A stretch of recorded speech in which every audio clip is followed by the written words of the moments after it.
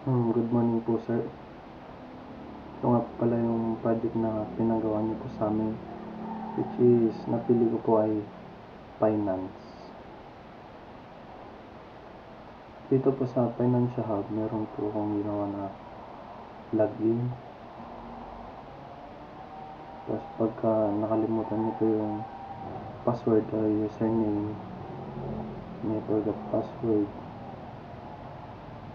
at create an account.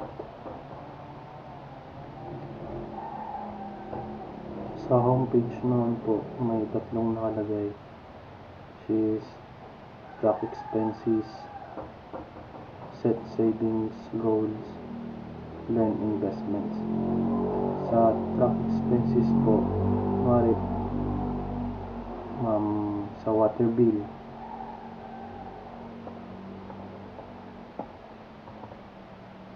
tapos yung total amount, tapos yung exact date po nung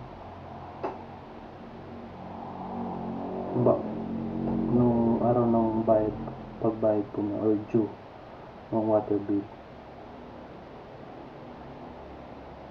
Tapos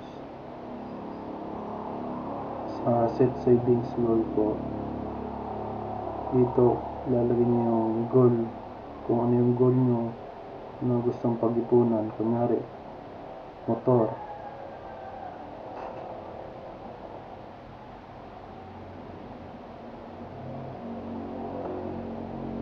NMAX. Tapos yung total amount ng NMAX or yung gusto nyong goal na bilhin sa 50,000 kunwari. Tapos yung sa target date nyo, kung kailan yung gustong bilhin yung goal nyo.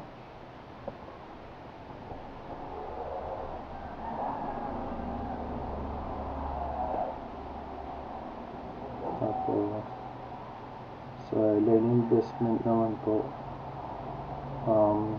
dito po